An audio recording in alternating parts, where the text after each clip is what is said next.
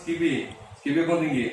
Nah, waktu malam itu ceritanya kayak gimana? Robi Sugara diantarkan keluarganya menyerahkan diri ke Polres Lampung Utara Jumat siang. Pemuda warga Bukit Kemunding, Lampung Utara ini menjadi buronan karena terlibat pengeroyokan hingga menewaskan seorang pemuda warga Waikanan pada malam takbiran Lebaran Idul Fitri lalu. Tersangka kasus pengeroyokan tersebut kini menjadi 2 orang. Sebelumnya polisi telah menangkap seorang tersangka utama penikaman bernama Randy. Tapi kamu tahu nama dia Regi ya? Nggak ada. Sama? Robi Sugara ini menyerahkan diri dengan diantar oleh keluarganya ke Polres Lampung Utara. Jumlah pelaku sementara ini yang disidik oleh Polres Lampung Utara itu sampai saat ini 2 orang dan ada beberapa orang lagi yang terlibat dalam peristiwa tersebut. Kemudian saudara Robi ini salah seorang dari yang terlibat dari perkara pengeroyokan tersebut. Korban tewas dikeroyok oleh belasan pemuda saat merayakan takbiran keliling dengan motor. Awalnya korban berkelahi dengan seorang pemuda yang sedang nongkrong di pinggir jalan. Keributan meluas setelah belasan pemuda terpancing membela temannya. Korban tewas dengan luka tusukan senjata tajam di dadanya. Polisi mengimbau para pelaku lain agar menyerahkan diri sebelum ditangkap. Ardi Yohaba melaporkan dari Lampung Utara.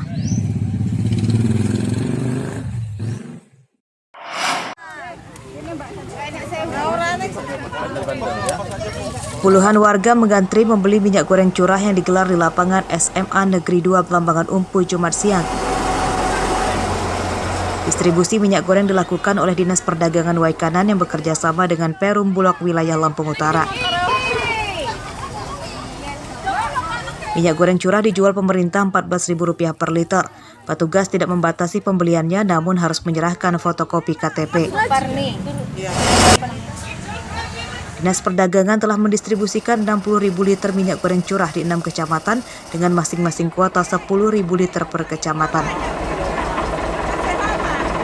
Setiap kecamatan itu 10.000 ton yang kita distribusikan. Yang sudah kita distribusikan itu Kecamatan Baradatu, Kecamatan Kasui, Kecamatan Waituba, Kecamatan Negeri Agung, dan terakhir Kecamatan Umpus Mengu.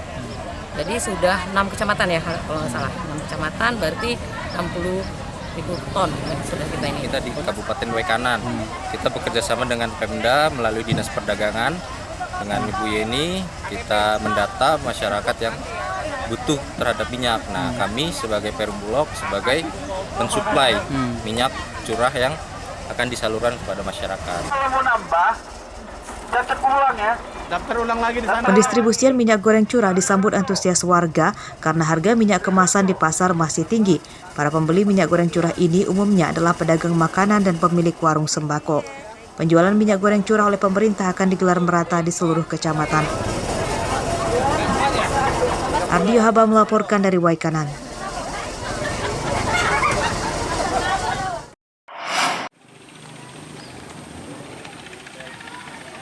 Banjir rob yang melanda pesisir kota Bandar Lampung pada Minggu siang mulai surut. Namun air dengan ketinggian sekitar 20 cm masih menggenangi permukiman dan jembatan menuju Pulau Pasaran.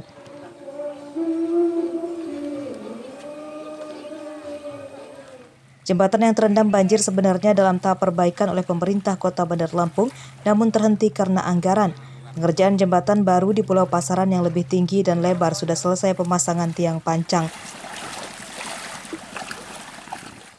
Warga meminta pembangunan jembatan kembali dilanjutkan sehingga saat banjir, aktivitas mereka tidak terganggu. Ya dari pagi sampai jam 7 sampai jam berapa? Sampai jam 10. Biasanya sampai jam 5 malam dah. Ya jam 5 malam.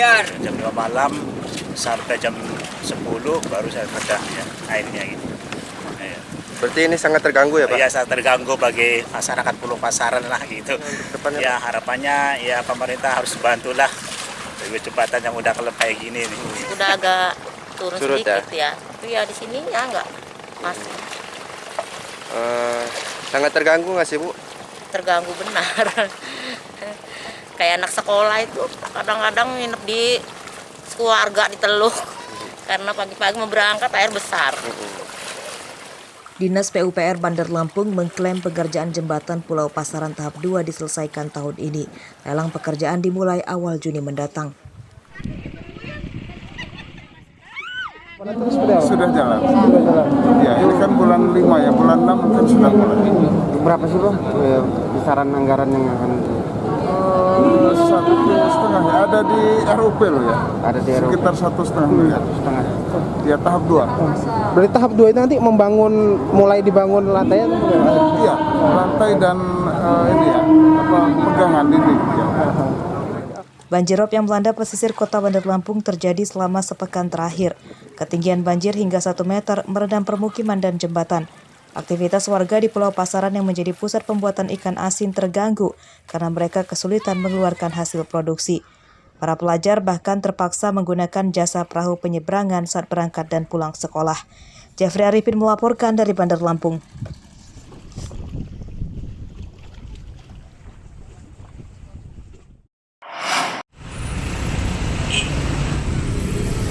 Jumlah sampah harian di Kota Bandar Lampung meningkat drastis 1.000 ton per hari. Akibatnya tempat pembuangan air atau TPA di Bakung, Teluk Betung Barat kekurangan kapasitas penampungan. Sampah di TPA Bakung setiap harinya terus menggunung. Padahal data dari Dinas Lingkungan Hidup Bandar Lampung pada 2019 sampah harian hanya 800 ton dan kini meningkat sekitar 200 ton per hari. Dinas Lingkungan Hidup mengklaim pertambahan penduduk menjadi salah satu faktor meningkatnya sampah. Sampah-sampah akan dikelola menjadi bahan bakar jumputan padat dengan menggandeng pihak yang berkompeten. Ya kan pertambahan jumlah penduduknya, ya kan? Ya dari jumlah penduduk kan meningkat.